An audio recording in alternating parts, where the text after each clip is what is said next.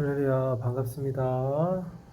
무더운 여름 가운데 우리 구역 식구들 또 구역자님들 평안하셨습니까? 오늘 33과 천국 잔치로서의 예배 함께 구역공과 나누도록 하겠습니다. 우리 지난주 우리의 삶 가운데 받은 은혜를 우리 구역원들과 함께 나눠보시고 또 찬양도 뜨겁게 하나님께 영광 돌리며 우리 찬송하시길 바랍니다. 서론을 읽겠습니다. 말씀대로 읽을게요. 무슨 일이든지 갑자기 전혀 상관없는 자리에 놓이게 되는 일은 드뭅니다.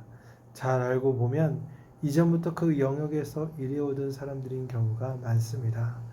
하나님은 질서의 하나님이시오 준비하시는 여호와 이레의 하나님이십니다. 이 땅에서 예배하던 사람이 하늘에서도 예배의 자로 세워집니다. 하늘의 삶은 이 땅에서의 연장성산에 있습니다. 이 땅에서 영과 진리로 예배하던 자가 하늘에서도 하나님을 경배하는 영광의 자리에 서게 됩니다.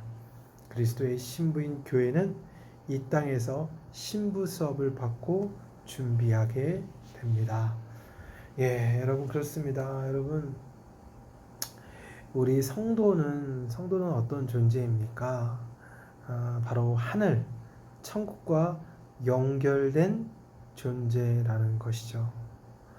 뜻이 하늘에서 이루어진 것 같이 땅에서도 이루어지다라는 주기도문의 기도문처럼 우리는 하나님의 은혜로 말미암아 정말 천국에서의 모든 것이 우리 예수님께서 구원을 통해서 이루어졌고 그것이 오늘 우리의 삶 속에서 이 땅에서 우리의 삶 속에서도 여전히 유효하며 연결되는 삶을 살고 있다라는 것입니다. 그래서 여러분 우리는 이 땅에 살고 있지만 하늘에 속한 사람이다라고 부를 수 있다라는 것입니다. 여러분 여러분들이 이후에 천국에 가게 되면 여러분 천국에서 어떤 일을 하며 살아갈까요? 천국이라는 곳이 영원한 곳 아닙니까? 그러면 그곳에서 영원히 무엇을 하는 걸까요? 바로 하나님을 영원토록 찬양하며 예배한다라는 것이죠. 그것이 바로 천국에서의 우리의 삶이라는 것입니다. 그렇기 때문에 우리가 이 땅에서 드려지는 모든 예배는 우리가 천국에서의 삶을 미리 이 땅에서 경험해보고 훈련되는 귀한 은혜의 시간이다라는 것입니다. 그러니까 어떻게 보면 천국의 잔치를 미리 오늘 이 땅에서 누리는 것이 바로 예배라고 할 수 있다라는 것이죠. 이러한 참된 예배의 기쁨을 우리 삶 속에서 누리시길 바랍니다. 자, 우리 말씀을 한번 읽어보겠습니다. 오늘 말씀은 요한계시록 19장 1절부터 죄송합니다. 그 말씀 표기가 2절로 되어 있는데 요한계시록 19장 1절부터 9절까지 말씀입니다. 저와 같이 하나님의 말씀 읽도록 할게요. 이 일 후에 내가 들으니 하늘에 허다한 무리의 큰 음성 같은 것이 있어 이르되 할렐루야 구원과 영광과 능력이 우리 하나님께 있도다. 그의 심판은 참되고 우러운지라. 음행으로 땅을 더럽게 한 큰 음녀를 심판하사 자기 종들의 피를 그 음녀의 손에 갚으셨도다 하고 두 번째로 할렐루야 하니 그 연기가 세세토록 올라가더라. 또 24장로와 네 생물이 엎드려 보좌에 앉으신 하나님께 경배하여 이르되 아멘 할렐루야 하니 보좌에서 음성이 나서 이르시되 하나님의 종들 곧 그를 경외하는 너희들아 작은 자나 큰 자나 다 우리 하나님께 찬송하라 하더라. 또 내가 들으니 허다한 무리의 음성과도 같고 많은 물소리와 같고 큰 우레소리와도 같은 소리로 이르되 할렐루야 주 우리 하나님 곧 전능하신 이가 통치하시도다. 우리가 즐거워하고 크게 기뻐하며 그에게 영광을 돌리세. 어린 양의 혼인 기약이 이르렀고 그의 아내가 자신을 준비하였으므로 그에게 빛나고 깨끗한 세마포 옷을 입도록 허락하셨으니 이 세마포 옷은 성도들의 옳은 행실이로다 하더라. 천사가 내게 말하기를 기록하라. 어린 양의 혼인잔치에 청함을 받은 자들은 복이 있도다 하고 또 내게 말하되 이것은 하나님의 참되신 말씀이라 하기로. 아멘. 여러분, 이 요한계시록은 제가 한번 소개를 했는지 모르겠지만 요한계시록은 우리 신구약 성경의 맨 마지막 권이죠. 바로 예수님의 12명의 제자 중에 특별히 예수님께 많은 사랑을 받았던 사도 요한이 반모섬에 유배를 당했는데, 그곳에서 우리 예수님께서 보여주신 계시와 환상을 기록한 건데, 그 내용이 마지막 때에 나타날 일들과 그리스도를 통한 최종 승리, 재림하시는 주님을 통한 최종적 승리, 완전한 구원에 대해서 기록하고 있습니다. 그래서 이제 요한계시록 1장부터 3장까지는 소아시아의 7교회를 향한 우리 주님의 준엄한 메시지를 담고 있고요. 계시록 4장부터 19장까지는 18장까지는 대환란과 심판에 관한 종말론적 예언의 메시지가 기록되어 있습니다. 4장부터 18장까지가. 그리고 이제 19장, 이제 오늘 본문인 19장에 와서는 이 악을 대표하고 악을 상징하고 있는 이 바벨론의 멸망, 그리고 이 멸망에 대한 천상의 모든 구원받은 성도들이 하나님을 경배하고 찬양하고, 그리고 어린 양의 혼인잔치가 이제 오게 되었다, 이루어졌다라는 것을 말씀하고 있습니다. 자, 우리 그럼 1번의 말씀 볼까요? 이 일 후에 요한이 하늘에서 들은 음성은 무엇입니까? 요한계시록 19장 1절입니다. 이 일 후에 내가 들으니 하늘에 허다한 무리의 큰 음성 같은 것이 있어 이르되, 할렐루야, 구원과 영광과 능력이 우리 하나님께 있도다. 여러분, 지금 하늘에서 사도 요한이 들은 음성이 무엇입니까? 바로 할렐루야라는 소리였다라는 것이죠. 여러분, 할렐루야가 무엇입니까? 여호와를 찬양하라라는 거죠. 하나님을 높여 노래 부르라라는 것입니다. 그럼 왜 하나님을 찬양하라라고 그분께서 말씀하셨을까요? 바로 하나님께서 바로 이 땅에 완전한 구원과 영광과 능력을 베풀어 주셨기 때문입니다. 여러분, 종말의 때에 바벨론을 상징하고 있는 이 악의 무리, 즉 사탄의 무리들이 하나님의 전능하신 능력으로 말미암아 심판받게 되었고, 완전히 악은 이제 완전히 갇혀 더 이상 힘을 쓸 수가 없게 되었다는 거죠. 완전한 심판이 이루어졌습니다.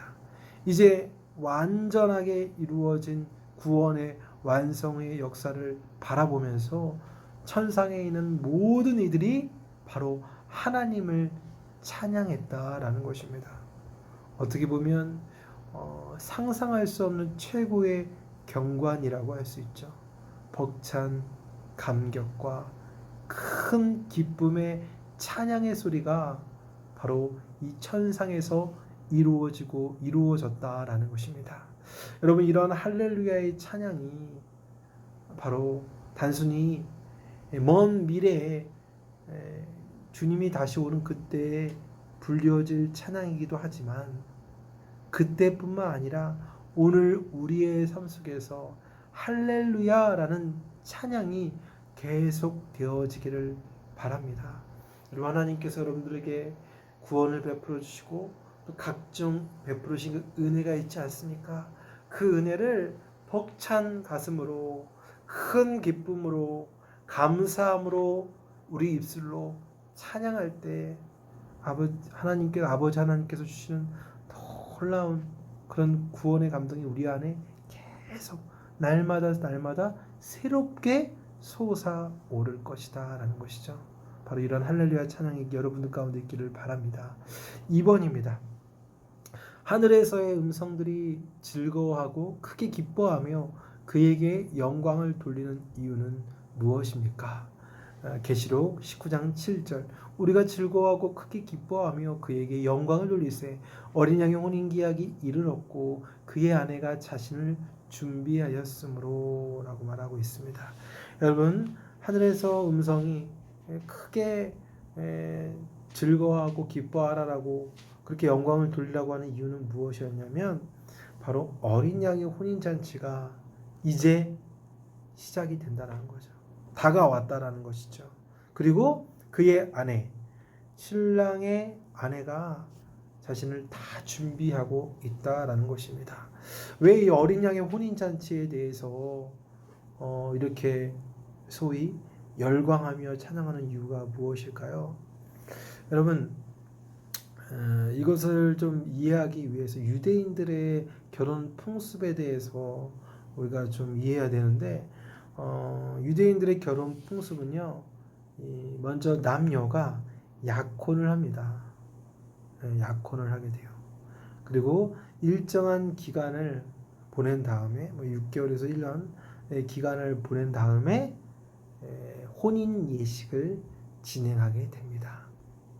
그런데 이 6개월이나 1년 더 짧은 기간이 될 수도 있는데 이 기간 동안에 약혼을 했지만 그 둘은 남자 여자의 그 둘은 부부로서의 합법적인 권리와 의무를 갖고 있다라는 것이죠.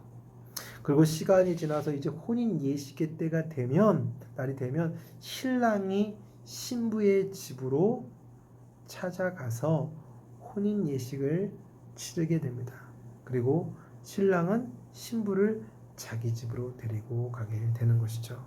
그러니까 어린 양의 혼인 잔치가 가까이 왔다라는 것은 바로 그리스도께서 신랑 되신 예수 그리스도께서 마침내 약혼 여인 신부인 우리 성도들을 맞이하는 완벽한 하나님의 나라의 완성의 때가 이르렀다라는 것입니다. 그렇기 때문에 어마어마하게 큰 기쁨이다라는 것이죠. 신랑 되신 우리 주님을 만날 수 있으니까. 그러니까 그만큼 고대하고 기다렸던 우리 주님을 만날 수 있으니까 얼마나 기쁜 일이겠습니까? 여러분, 우리 성도들도 마찬가지입니다. 여러분, 우리가 가장 기뻐할 일이 무엇입니까? 바로 그 주님을 만나는 것이지요. 근데 단순히 그 주님의 만남이라는 것이 물론 천국에서의 영원한 완벽한 주님의 재림의 때에 완벽한 만남이 있지만 우리 날마다 우리의 삶 속에서도 주님을 만나고 있잖아요. 그렇죠? 우리가 기도를 통하여서 주님과 교제하는 그 모든 주님과의 함께함이 여러분 그 자체로서의 기쁨이 되기를 원합니다. 여러분 성도가 주님과 함께하는 것 외에 다른 기쁨을 누리면 여러분 어떻게 됩니까? 주님 외에 다른 것으로 자꾸만 채워나가게 되면 주님과의 만남을 멀리하게 된다는 거죠. 그러니까 소위 세속, 세상의 것을 자꾸만 가까이 하다 보면 주님과 함께하는 것이 기쁨이다라는 것을 자꾸 잃어버리게 된다는 거예요. 그러니까 주님의 기쁨을 누리는 사람은 뭐냐? 아주 가끔 주님과 함께하는 사람이 주님의 기쁨을 누리는 것이 아니라 날마다 함께하는 그 교제가 이루어지는 성도가 참된 기쁨을 날마다 더 풍성하게 누리며 산다는 것이죠. 바로 여러분들이 그러한 주님과 함께하는 기쁨을 누리시기를 축복합니다. 자, 3번입니다. 천사가 말하기를 어떤 자들이 복이 있다고 말씀합니까? 계시록 19장 9절 천사가 내게 말하기를 기록하라. 어린 양의 혼인잔치에 청함을 받은 자들은 복이 있도다 하고 또 내게 말하되 이것은 하나님의 참되신 말씀이라 하기로. 아멘. 바로 천사들이 어떤 사람이 복이 있다고 말하냐면 어린 양의 혼인잔치에 초대받은 청함을 받은 자들이 복이 있다라고 말하고 있습니다. 여러분 어린 양의 혼인잔치는 아무나 누구나 초대받는 것은 아니라라는 것이지요. 누가 초대받습니까? 예수 그리스도 그분을 나의 주님으로 나의 구주로 나의 전부로 영접하고 그리고 주님을 향한 믿음을 버리지 않고 그 말씀대로 순전하게 살아가는 성도들 바로 그들만이 바로 영광스러운 혼인 잔치에 초대받을 수 있다라는 거죠. 참여받을 수 있다라는 것이죠. 그것이 바로 복이다라는 거죠. 왜냐? 영원한 천국을 누릴 수 있기 때문에 그렇다라는 것이죠. 여러분, 우리가 정말 예수를 믿는다는 것, 우리가 예수를 믿고 있다라는 것에 여러분 감사하시길 바랍니다. 우리가 바로 혼인잔치에 초대받은 사람이다라는 것을 기뻐하고 감사하시길 바랍니다. 사실 우리는 초대받을 자격이 없는 사람이었잖아요. 오히려 이 천국의 잔치가 아니라, 혼인잔치가 아니라 지옥의 잔치에 인도되어서 끌려가서, 지옥의 잔치에 끌려가서 영원한 형벌이라는 심판을 받아야 마땅한 존재였다라는 것입니다. 그게 바로 우리가 가야 할 길이었는데, 예수님께서 먼저 십자가를 통하여서 보혈의 피를 흘림으로 우리에게 구원의 손길을 내밀어 주시고, 또 우리를 손을 붙잡아 주시고 우리를 죄와 사망, 그 지옥의 골짜기에서 건져내 주셨다라는 것입니다.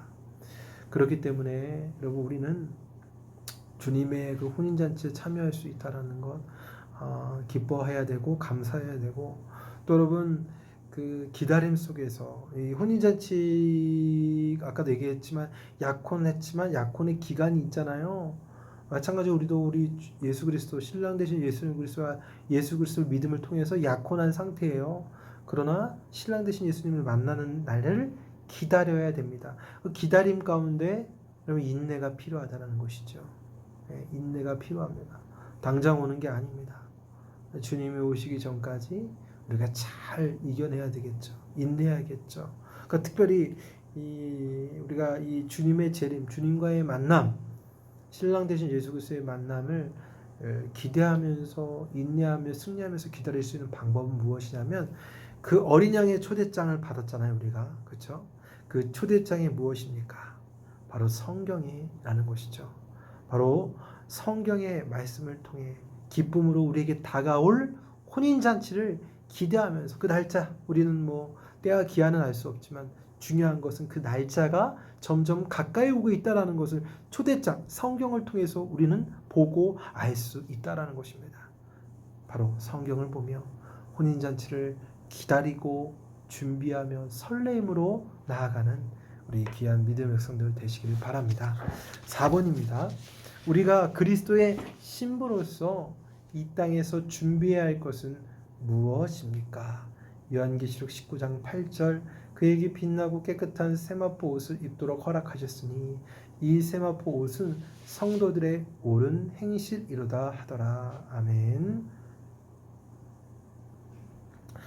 우리가 이제 신랑 되시는 예수 그리스도를 만나야 하는 그리스도의 예비된 신부로서 이 땅에서 준비해야 될 것이 있는데, 그것이 무엇이냐면 바로 빛나고 깨끗한 세마포 옷을 준비하고 있어야 된다라는 것입니다. 이것은 상징인데 무엇을 상징하느냐? 바로 성도들의 옳은 행실이다라는 것이죠.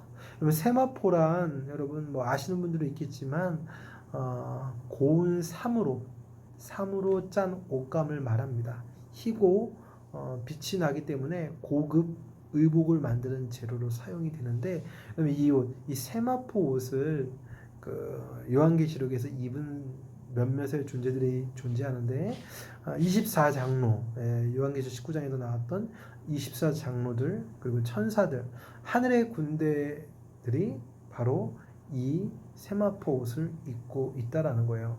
그러니까 이 옷을 입고 있다라는 것은 바로 의롭고 정결한 하늘의 시민, 이 하늘의 시민만 입을 수 있는 옷으로 상징된다라는 것이죠. 따라서 어린 양의 신부인 성도들도 이 옷을, 세마포 옷을 입었다라는 것은, 입도록 허락되었다라는 것은 바로 성도들 역시 완전한 하늘의 시민이 되었다라는 것입니다. 근데 여기서 중요한 건 이 완전한 하늘의 시민의 옷인 세마포를 입는 방법이에요. 방법은 무엇이냐? 이 세마포 옷은 무엇이냐? 어떻게 입어야 되느냐?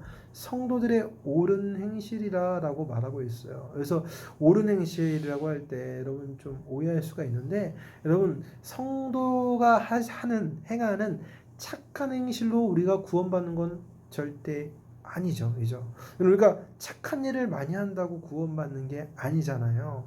그렇죠? 그럼 이 말의 의미가 무엇이냐? 바로 우리가 그리스도로 말미암아, 예수 그리스도로 말미암아 우리가 구원받았잖아요. 그 구원받았다라는 건 예수 그리스도로 말미암아 우리가 하나님으로부터 옳은 존재로, 의로운 존재로 인정받았어요.